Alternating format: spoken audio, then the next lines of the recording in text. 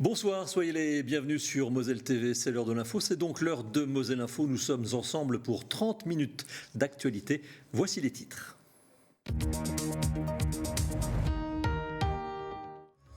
Bien que le sol soit humide en ce moment, je vous emmènerai vous rouler dans les pelouses calcaires de Ranguevaux, ou tout simplement les foulées.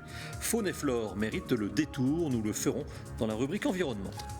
Près de 10 000 participantes pour un 10e anniversaire que tout le monde espère célébrer au sec. La Messine, course solidaire 100% féminine en faveur de la lutte contre le cancer du sein, revient ce week-end. Dans cette édition, nous découvrirons un guide pas tout à fait comme les autres, Florent Albiani, qui prend les traits de Charles-Louis-Auguste Fouquet de Belle-Île pour mener ses visites à travers la ville de Metz. Les tendances météo pour jeudi, en matinée le ciel hésite entre nuages et éclaircies, ce sera frais 2 à 4 degrés. L'après-midi le ciel se couvre au fil des heures, des pluies restent possibles, 18 degrés attendus au meilleur de la journée. L'invité de Moselle Info, Bernard Nucci, bonsoir. Bonsoir. Vous êtes le président du club d'entreprise Rive de Moselle et vous organisez mercredi 3 mai un nouveau rendez-vous TEDx durant lequel des personnalités inspirantes sont attendues sur la scène de l'Arsenal pour partager leur passion et leur vision à une salle comble. Quasi comble. Ou presque. Nous le verrons, nous évoquerons cela dans quelques instants après avoir développé les titres de l'actualité.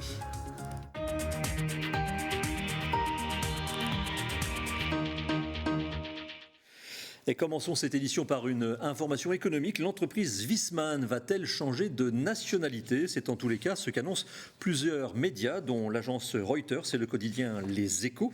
L'entreprise familiale allemande serait sur le point de céder son activité pompe à chaleur à l'américain Carrier pour une valorisation de 13 milliards de dollars. En Moselle, Viessmann emploie 550 salariés, plus 250 intérimaires à Faulquemont, seul site de production du groupe en France. Si le groupe américain Carrier, qui fabrique des systèmes de chauffage au gaz et au fioul, met la main sur Viessmann, il développerait ainsi ses activités hors des États-Unis. Comme le président Emmanuel Macron s'y était engagé dans sa dernière allocution télévisée, Elisabeth Borne a détaillé la feuille de route des fameux 100 jours d'apaisement et d'action. Parmi les principales annonces à retenir, voici le report du projet de loi sur l'immigration à l'automne, faute de majorité à l'Assemblée nationale. La création d'une border force à la frontière italienne pour faire face à la pression migratoire. Le SMIC, lui, continuera d'être revalorisé en fonction de l'inflation et des baisses d'impôts pour les classes moyennes, sont attendues également d'ici à la fin du quinquennat. Le lancement d'une offre de location de véhicules propres à prix accessible à l'automne. L'exécutif a décidé de mettre en place un pacte enseignant avec une hausse des rémunérations et également le remplacement systématique en cas d'absence de courte durée. Et puis Elisabeth Borne a également annoncé, vous le voyez, le recrutement de 6 000 assistants médicaux d'ici à 2024, ainsi que la création de 2 000 places supplémentaires pour la formation d'infirmières. Et puisqu'il est question de politique générale dans cette feuille de route présentée par la Première ministre, attardons-nous comme à chaque fin de mois à ce qui va changer le mois prochain. SMIC, prestations sociales ou encore prix du tabac, voilà ce qu'il faut retenir pour les changements qui interviendront d'ici peu, c'est-à-dire le 1er mai, à commencer par l'augmentation du SMIC. Ce 1er mai, le SMIC sera relevé de 2,19%, soit de 11,27 € de l'heure à 11,52 €. Concernant les prestations sociales, la hausse de 1,6%, entrée en vigueur le 1er avril, sera visible pour les allocataires le 5 mai. Le nouveau montant pour le RSA sera de 607 €. Ce mois de mai sera la dernière occasion pour demander le chèque bois. Cette aide va de 50 à 200 € selon les revenus et le type de combustible. Par exemple, pour ceux se chauffant avec des granulés de bois, l'aide va de 100 à 200 € pour les foyers les plus modestes. Ceux se chauffant en bûche ont droit à 50 ou 100 €. Le prix de certains paquets de cigarettes va augmenter de 10 à 40 centimes selon les marques. À l'horizon 2024, tous les paquets devraient atteindre les 11 €. Enfin, le taux du livret A restera identique. La Banque de France a décidé de ne pas déclencher l'échéance intermédiaire du 1er mai malgré l'inflation. Le taux reste à 3%. Rendez-vous donc au 1er août pour un possible changement. Jérémy Faurobert vient de vous l'évoquer, donc les changements au 1er mai avec un peu d'avance. Cela vous laisse d'ailleurs le temps de faire un nœud à votre mouchoir pour aller chercher du muguet. Sachez également que pour commémorer le 1er mai, non pas le muguet mais la fête du travail, Moselle TV vous propose une soirée spéciale avec dans un premier temps un documentaire L'usine secrète suivi par un numéro spécial de Sur ma route consacré à Emmanuel Graff qui est justement l'auteur de ce documentaire L'usine secrète produit dans le cadre de la manifestation culturelle Esch 2022. Rendez-vous donc le 1er mai sur Moselle TV à 21h. À présent, on passe à la rubrique environnement.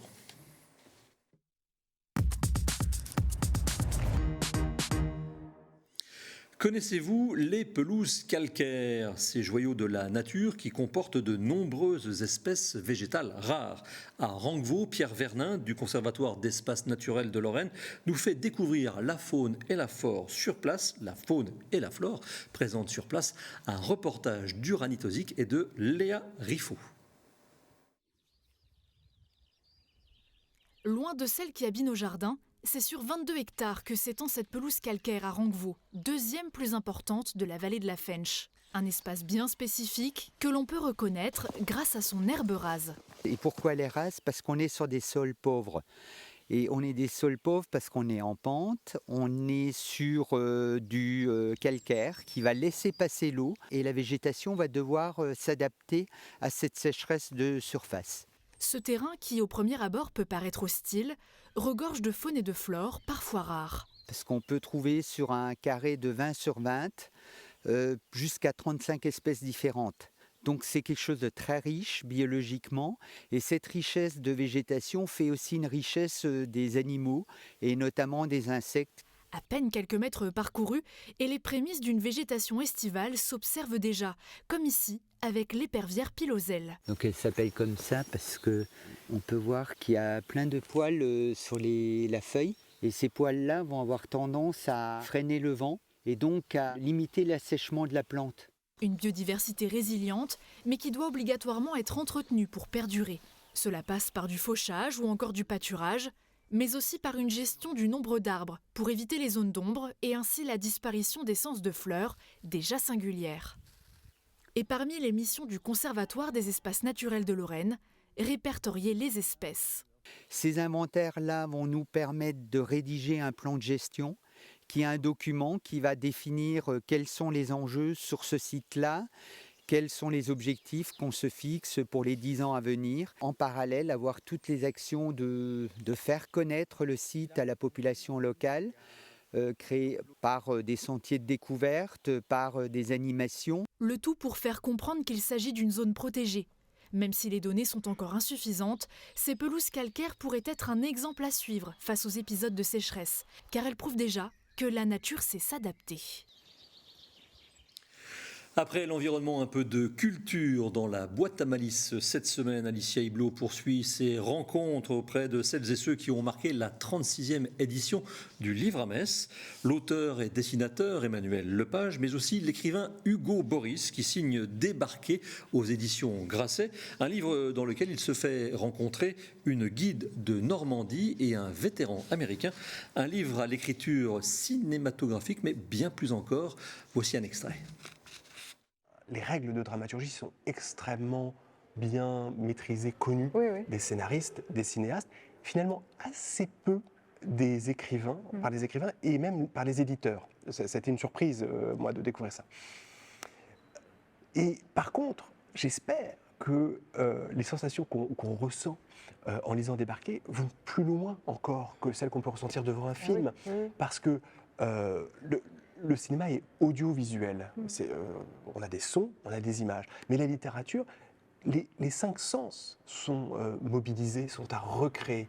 Et on peut, dans Débarquer, je l'espère, avoir froid avec Andrew, avoir les remontées de salive dans la gorge. Enfin, je crois que c'est la force de la littérature. C'est que les sens sont à recréer. Voilà, et cet entretien avec Hugo Boris mené par Alicia Hublot est évidemment à retrouver en intégralité ce soir à 19h dans la boîte à malice. Prenons à présent la direction de Sarralbe et plus précisément de la piscine qui organise une journée pour devenir un héros. L'objectif de cette activité est double, développer l'aisance aquatique mais aussi faire naître des vocations. En France et particulièrement dans le Grand Est, il n'y a pas assez de maîtres nageurs. Voyez ce reportage de nos confrères de Mosaïque Cristal. Pour le lancement de cette nouvelle activité, ils étaient une vingtaine à se jeter à l'eau. Des enfants, cette activité est accessible dès l'âge de 8 ans, mais aussi des adultes qui ne se sont pas fait prier pour prendre part aux ateliers. Il y en avait 3 en tout, un pour présenter les 4 stades de la noyade, un parcours de l'apnée avec palme, masque et tuba, et un 3e atelier où les participants manipulaient un mannequin, une bouée tube et un paddle utilisé par les secouristes. L'objectif de cette journée des héros est double. Avoir une aisance aquatique, parce que c'est vraiment ce qui est recherché aujourd'hui, et avoir une base en secourisme. Et on l'aura, donc ils auront tous une petite attestation pour finir. Et ça peut peut-être donner des vocations aux enfants pour se dire un jour, l'après-midi s'est très bien passé et j'aimerais aller un petit peu plus loin dans cette optique. Et pourquoi pas plus tard passer une formation pour devenir sauveteur aquatique. C'est comme mon collègue le disait avant, on manque énormément et cruellement de sauveteurs aquatiques en France et particulièrement dans le Grand Est. Il manque dans notre pays 5000 maîtres nageurs et près de 2000 rien que dans notre région. Adultes et enfants auront une nouvelle fois l'occasion de développer leurs capacités dans l'eau et même de devenir des héros mercredi prochain à la piscine de Sarralbe. L'activité se déroule de 14h à 17h30 et le tarif pour y prendre part s'élève à 3 € par personne. Il est recommandé au préalable de s'inscrire. Sortons de l'eau pour un retour sur terre. Dimanche, c'est le 30 avril, la Messine fait son retour à Metz pour une édition exceptionnelle, la 10e édition. Cette épreuve de marche, course solidaire, 100% féminine, attire de plus en plus de participantes. Tracé, t-shirt, programmation, retour sur les ultimes détails de cet événement avec Aymeric Guillaume. C'est un rendez-vous attendu par toutes. La Messine fait son grand retour pour cette année 2023. Et la recette est gagnante. Allier la bonne humeur, le sport, mais surtout la bonne cause, c'est ce qui définit cette marche-course 100% féminine qui se présente pour une 10e édition. C'est une source de plaisir de donner à courir à des filles dans un contexte en plus d'aide, puisque c'est une cause en réalité. C'est pas que, comme il a été dit lors de cette réunion, une fête, le fait de se retrouver, d'être tout sourire, c'est aussi de participer à une cause fondamentale qui est de lutter contre une maladie qui frappe spécialement les femmes s'agissant du cancer du sein. La Messine s'engage auprès de la Ligue contre le cancer du sein. Récolter des dons, promouvoir la santé par le sport, sensibiliser les femmes au dépistage et contribuer à accompagner les malades, ce sont les objectifs que tient chaque année ce rassemblement et avec de la réussite. La Messine, c'est un des 2 grands événements majeurs, même s'il y en a beaucoup au niveau de la Moselle. La Messine et les motards avec une rose un espoir, les motards 1 million d'euros qui ont été récoltés l'an dernier pour la Moselle. La Messine, 75 000 €, c'est énorme pour nous. C'est énorme et puis je le disais, en termes de lisibilité, ça permet aussi de nous faire connaître. Le parcours de cette année 2023 a évolué. Toujours au départ et à l'arrivée de la place de la République, ce dernier adapte les désormais 7 km de distance aux travaux qui sévissent à Metz ces dernières semaines. Ce qui n'empêche en aucun cas la ville d'être derrière ce rendez-vous aussi incontournable qu'important. Vous savez que la ville de Metz est toujours derrière cet événement qui est vraiment important, nécessaire, utile. On participe ainsi non seulement à l'événement en tant que tel, mais à ce qu'il y a derrière. Le maillot de la Messine 2023 n'attend plus que les participantes, sans limite d'âge. En effet, la Baby Messine et la Mini Messine sont également au programme pour les enfants de 12 à 13 ans. Depuis 4 ans et bien que mort depuis le XVIIIe siècle, le maréchal de Belle-Île organise des visites à Metz à destination des passionnés d'histoire. Dans le costume de cette figure historique de la cité messine se trouve en fait le villeruppsien Florent Albiani. Habitué du théâtre et amoureux de la ville de Metz, le jeune homme espère désormais diversifier le concept. Voici son portrait signé Jonathan Vaucher. Je ne me suis moi-même pas présenté. Depuis 4 ans, les visites s'enchaînent presque toutes les semaines pour le maréchal de Belle-Île. Gouverneur de Metz. Cabotin, impatient de présenter Louis XV aux visiteurs et critique sur les bâtiments des siècles suivants, l'ancien gouverneur des 3 évêchés est incarné par Florent en costume. À la ville, Ce Villeruppien de 27 ans est médiateur culturel. T'as le costume, t'as la perruque, t'as en fait tout tu te sens un petit peu envahi par ce personnage, donc ça m'aide vraiment à rentrer dedans et puis à rebondir avec un petit peu de punch à ce que disent les visiteurs. Alors au début j'avais commencé avec du théâtre classique, avec un texte en fait, et je me suis tourné un peu plus vers le théâtre d'improvisation où là t'es beaucoup plus spontané. En fait tu dois créer une scène selon un thème qui est donné par le public. Donc là on est beaucoup plus dans l'interaction, dans le jeu, l'imprévu aussi, c'est ça que j'aime dans mes visites. Se lancer des fois se mettre un petit peu en danger, par exemple, à rebondir sur ce que dit une personne, à réagir par rapport à ce que dit l'autre. Le guide conférencier s'est donc mis à son compte pour proposer des visites théâtralisées à l'époque de Metz-la-Royale, une ville dont il est tombé amoureux il y a 8 ans en faisant des études en langues étrangères.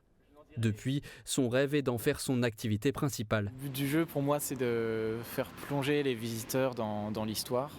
Ce qui me plaît énormément aussi, c'est forcément de sortir, faire marrer les gens forcément. Donc c'est vraiment créer un moment de convivialité, un moment un petit peu spécial, hors du temps. Belle-Île, c'est aussi un personnage phare de Metz, donc, qui était entreprenant aussi, donc peut-être un peu trop sur les bords. Et bon, ça, on en parle justement en visite, de ses excès. Il est un petit peu exagéré justement sur certains projets. Et grâce à son histoire très riche, Metz inspire le guide pour de futures visites. Ce serait intéressant, je pense, de voir l'autre vision. Les autres enjeux de pouvoir, par exemple Metz qui appartient à l'Allemagne et incarner, je ne sais pas, peut-être un soldat allemand, peut-être un personnage clé de cette époque-là. Les visites, organisées principalement la nuit, trouvent un public de plus en plus nombreux. C'est ludique pour les enfants ou pour les adultes, on s'ennuie pas une minute. Mais j'avoue que j'ai appris certains détails que je ne connaissais pas. Portés par le jeu d'acteur de Florent, les visiteurs interagissent avec lui et lorsque la visite de 90 minutes se termine, le guide rentre chez lui dans la peau de Belle-Île, se heurtant quelquefois au monde moderne. Super, merci, bonne journée. Passons à présent à l'invité.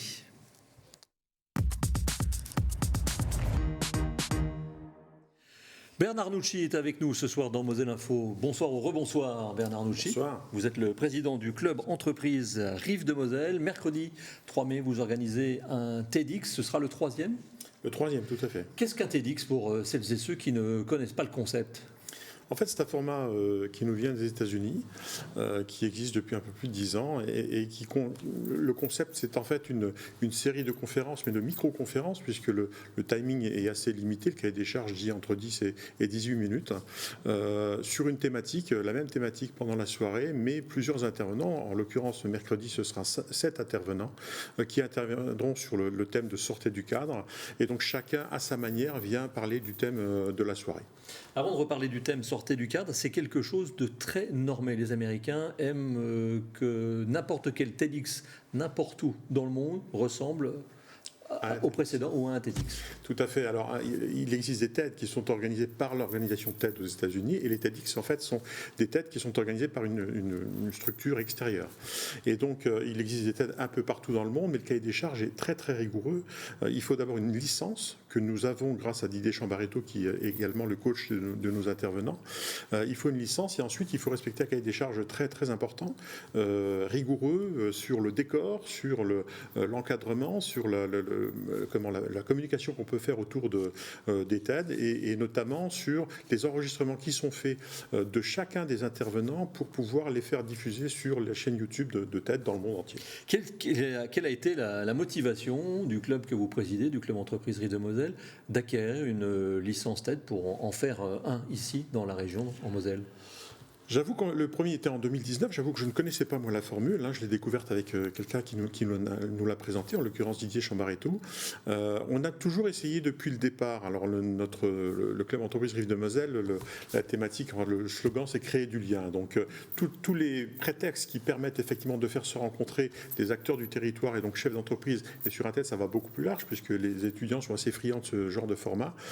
C'est une occasion pour nous, on essaie d'être toujours un petit peu décalé par rapport à des manifestations plus classiques d'entreprise. Et donc le TED rentrait exactement dans le profil qu'on cherchait. Revenons sur ce TED donc du 3 mai, sur ce TEDx, sortez du cadre avec 7 intervenants. Sortez du cadre, qu'est-ce que ça veut dire ? À sortir du cadre, c'est un petit peu regarder les choses différemment, c'est avoir une approche nouvelle. On vient de vivre quelques années de Covid là, qui nous ont appris justement à être adaptatifs, agiles, réactifs, et donc sortir du cadre, on trouvait que c'était effectivement la bonne thématique, c'est regarder les choses différemment, en tout cas avoir une approche plus large des choses par rapport à l'habitude. Combien de personnes attendez-vous ? Nous avons fait 750 personnes à l'Arsenal l'année dernière, en 2022. On est à peu près 850 inscriptions une semaine avant. La capacité de la salle, c'est 1000 personnes. On ne sera pas loin d'être complet si ce n'est complet. Donc cette belle salle, évidemment, de l'Arsenal. Évoquons maintenant les intervenants. Oui. Le casting, c'est vous qui l'avez signé avec les membres du club entreprise Rive de Moselle ? Tout à fait, et avec Didier Chambaretto qui nous aide et nous accompagne là-dessus, puisqu'il a l'habitude d'avoir fait quelques TED, il a aussi, lui, quelques intervenants, mais on s'attache à chaque fois aussi à avoir des intervenants locaux, ce qui est le cas là en l'occurrence, puisque nous avons quelques intervenants emblématiques sur le territoire. Lesquels ? Alors, David Arslan, dirigeant connu de PFF Façade. Qui a déjà eu droit aux honneurs de la presse nationale. Exactement. Qui est un bon client, comme on dit dans le jargon. Oui, tout à fait. Oui. Tout à fait. Alors, une belle histoire aussi. Une très belle histoire qui viendra justement nous en parler. Nous avons un deuxième personnage, j'ai envie de dire, emblématique sur le territoire, qui est Denis Bétinger. Oui, que l'on connaît bien aussi ici, à travers Raphaël Lorraine, que Moselle TV suit régulièrement. Exactement. Raphaël Lorraine, une très belle association qui défend des enfants malades du cancer et qui les accompagne surtout, et qui viendra nous parler de ce thème-là, en fait, de son investissement dans cette association. Et puis Vincent Angler, qui est un local aussi, un petit peu moins connu, qui viendra nous parler de son expérience aussi, lui, puisqu'il est handicapé de naissance d'un bras. En fait, il ne peut se servir que d'un bras. Et il a dû toute sa vie justement composer et sortir du cadre pour vivre avec ce handicap, et il viendra nous en parler. Alors voilà 3 noms parmi 7 noms qui seront présents dans le TEDx, sur le TEDx de la scène de l'Arsenal, c'est mercredi. Ils sont stressés, ces speakers, pour employer un mot anglais, ils sont coachés. Alors ils sont, évidemment, c'est toujours un stress. Quand il faut savoir qu'il n'y a aucune note, ils viennent présenter leur talk pendant 15 minutes seuls sur scène devant 1000 personnes. Quelques-uns ont l'habitude et ont déjà fait des TED par ailleurs. En l'occurrence, les 3 locaux, pour eux, ce sera une première expérience. Donc c'est pour ça qu'ils sont accompagnés et coachés par Didier Chambaretto qui travaille beaucoup avec eux. Il y a plusieurs séances de coach avant pour préparer cette intervention.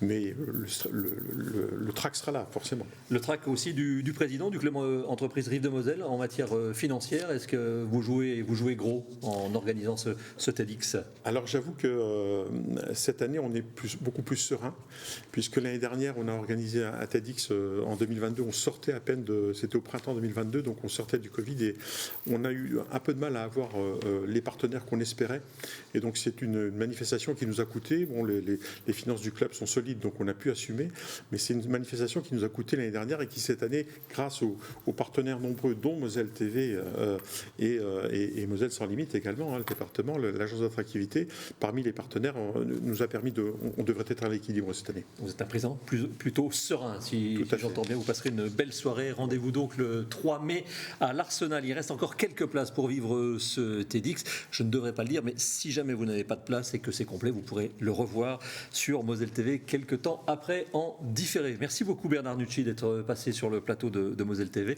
Merci. On se quitte avec l'image du jour qui nous emmène au nord du département, où la ville de Thionville, en collaboration avec l'ISEX et l'école des métiers de l'environnement et de la qualité, a organisé un jeu grandeur nature dans le parc Napoléon. Au programme, découverte de la faune, de la flore des parcs et jardins au travers d'un quiz ouvert aux jeunes comme aux adultes. Devinettes, charades, rébus, calcul mental, rien n'a été épargné aux participants avant qu'ils n'arrivent au bout des différentes épreuves proposées.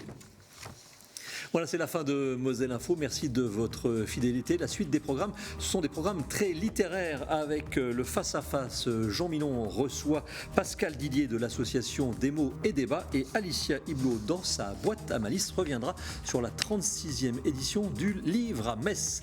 Bonne soirée, à bientôt.